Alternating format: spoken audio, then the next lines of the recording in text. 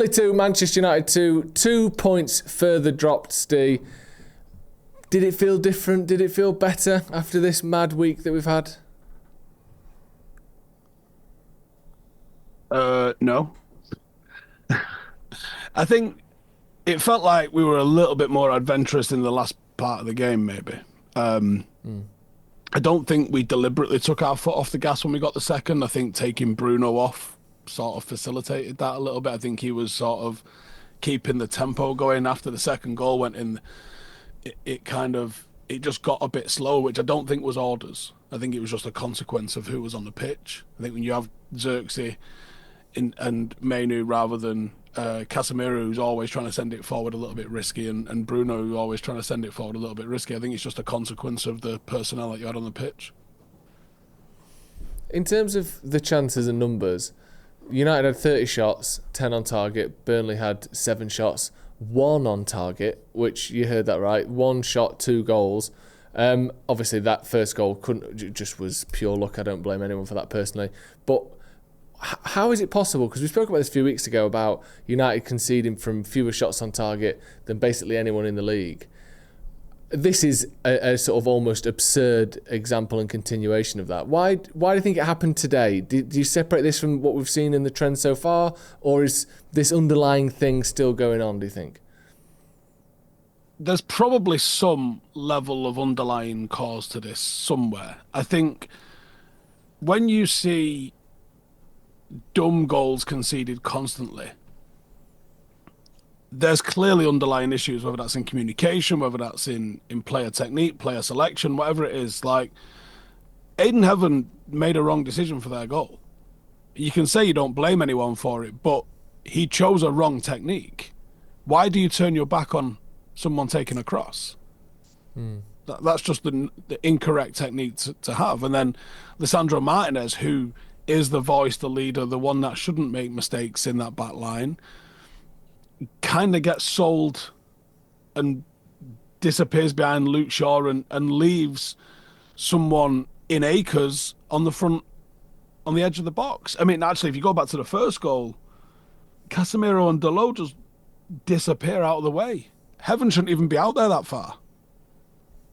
So there's a comedy of errors that have led to both goals, really.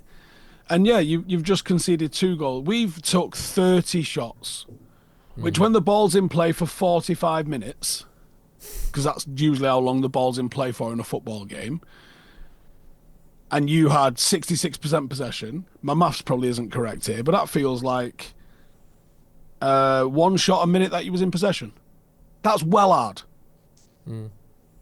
That's well hard to maintain that level of just constant peppering of shots. So we managed to do that. So there's probably some credit to do that. Now, that's not a Darren Fletcher thing, and that's not an anti-Amorim thing. That's a consequence of the way today's game was and the way it shaked out. But we've had 22, 24, 25 shots in games this season and probably dropped points. But we've just dropped points to like 3 of the worst teams in the league consecutively. And we needed, in any of those games, a solitary goal to find ourselves 4th as we talk right now. That's so frustrating. Yeah. I mean, the games are getting harder now. Obviously, you've got Brighton in the FA Cup, then it's City and Arsenal, and then obviously, you know, from there we play everyone again. But the next little run of games is very difficult.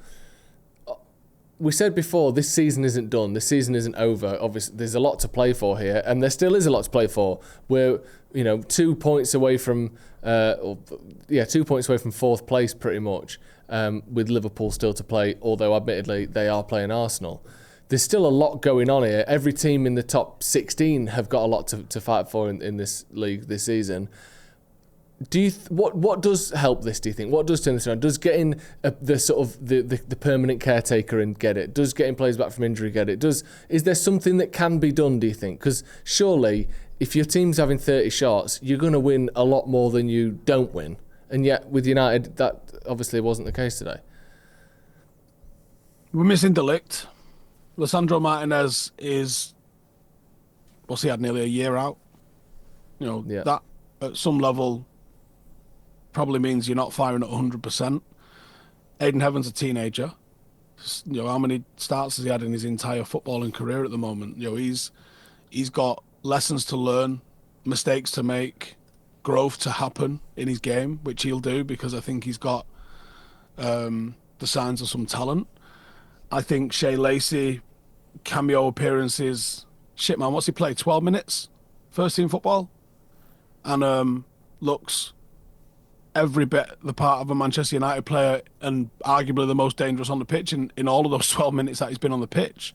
He's had 3 shots, and every single one of them I've thought has flown in as he's hit them. I think the next one does. I think the next one he absolutely buries.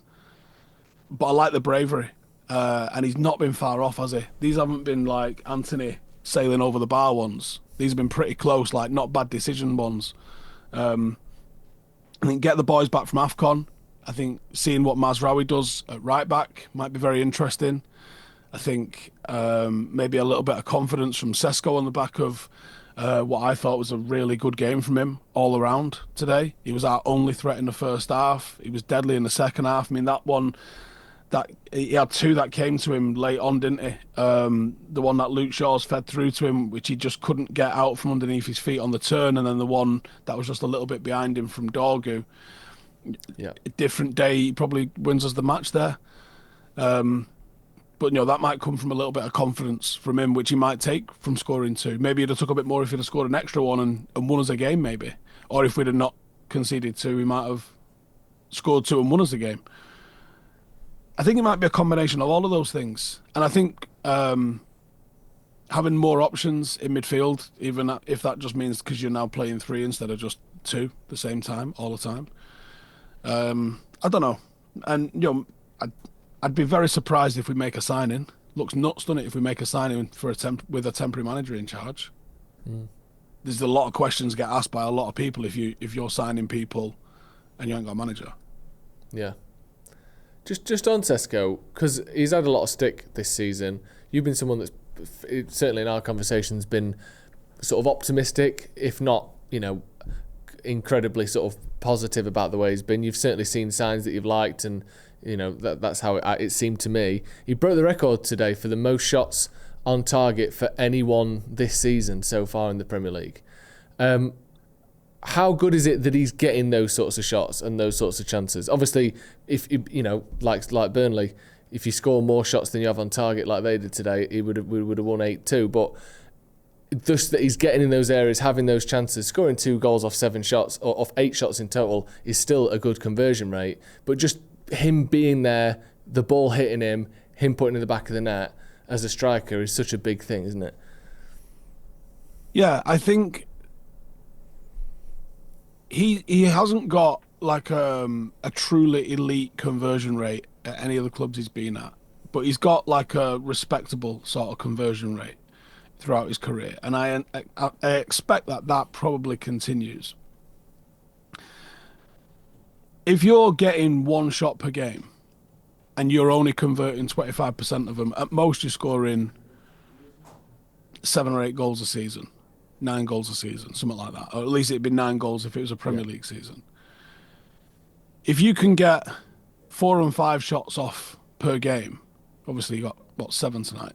If you can get 4 or 5 shots off per game, and you can convert a 20-25% rate, which is fine. That's like an all right rate to convert at. You're gonna come away with a fucking goal a game. Yeah. Or just under a goal a game, and that's absolutely fine. And I think that's probably beyond him to anticipate that he's going to get 7, 6, even 5 shots per game. But he's getting, hang on, let me have a gander. I don't think it'll have included tonight's into it, but he's having a decent number of shots already this season. Actually, earlier in the season when I checked, I haven't checked for a while, he was averaging more shots per game than he was in Germany, which I think is very telling. So, and this is a player that's didn't start early, has had injuries, he's playing in a pretty fucking dysfunctional team. Lately hasn't had our major creator in Bruno Fernandes or the support of Mbeumo alongside him. So for him to be getting the chance he's got, I think he'll start converting them. He's averaging 3.29 shots per game. At Leipzig last season, it was 2.51, and the season before it was 2.78. This is fine. He's underperformed his XG. His XG is 7 and he scored 4. Does that include tonight's then? Yeah, it does, because it's got his 4 goals on there. Right, okay. So he's underperformed his XG. Yeah. Yeah. But if he gets up to his XG level, I think that's not a bad conversion rate, to be honest. Yeah.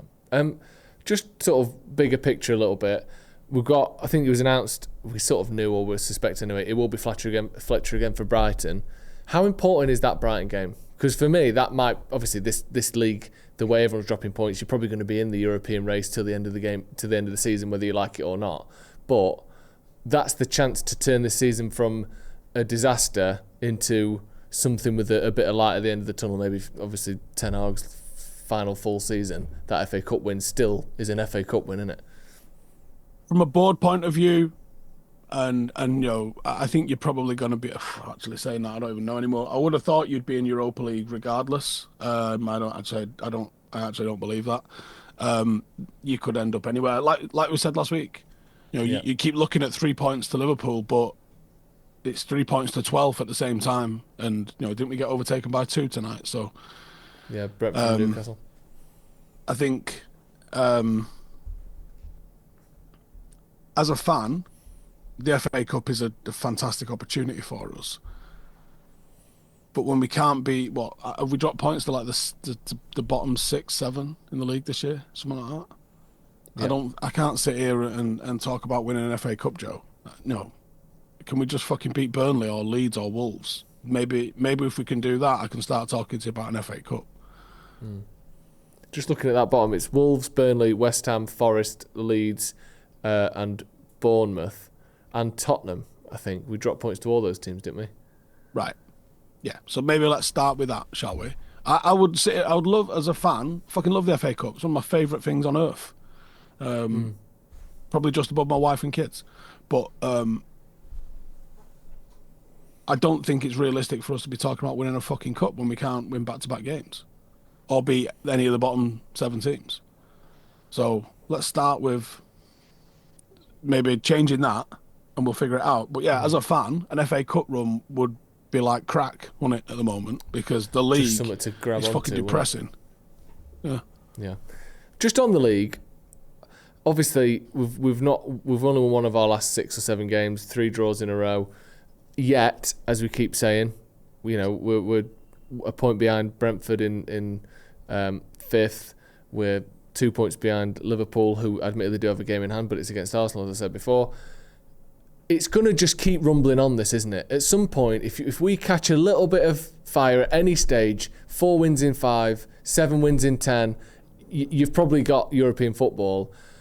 How do they make sure, or in terms of the interim and the job of the interim, whoever it is that comes in, how do you make sure that we don't have a Ragnick enter the season and instead we have a sort of Solskjaer interim kind of spell?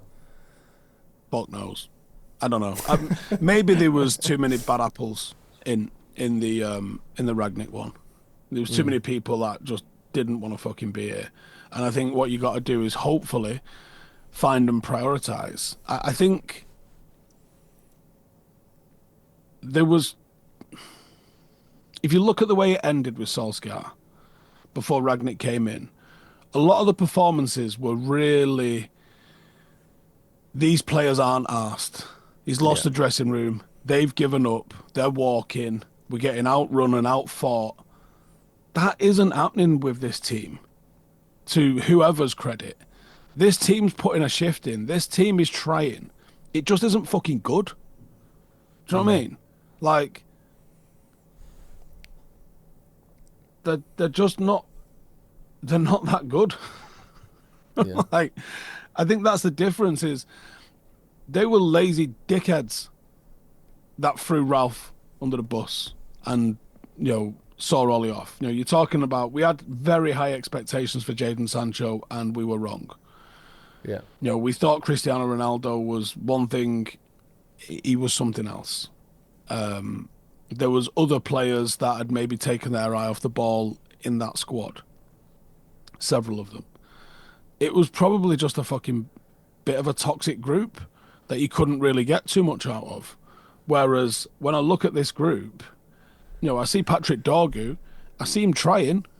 Yeah. I don't think he's got the skill level of some of the players that he's replaced. When you think about your Cavani's or even your Marcus Rashfords and people like that, but he don't take a backward step. And I think he's going to graft and graft and graft his fucking nuts off. And I look at Joshua Zirkzee. I don't see someone that looks like he's tossing it off or giving it up. I just don't think he's very good.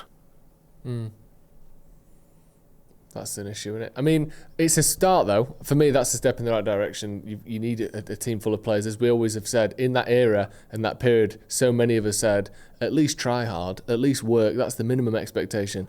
Like you said, I do think we are seeing that. Cheers, Steve, as always. Thank you for coming on and chatting about that game. Let us know your thoughts at home as well. The first game under Darren Fletcher, the first of at least two, with Brighton coming up at the weekend as well. Let us know your thoughts in the comments, and we'll see you in a bit.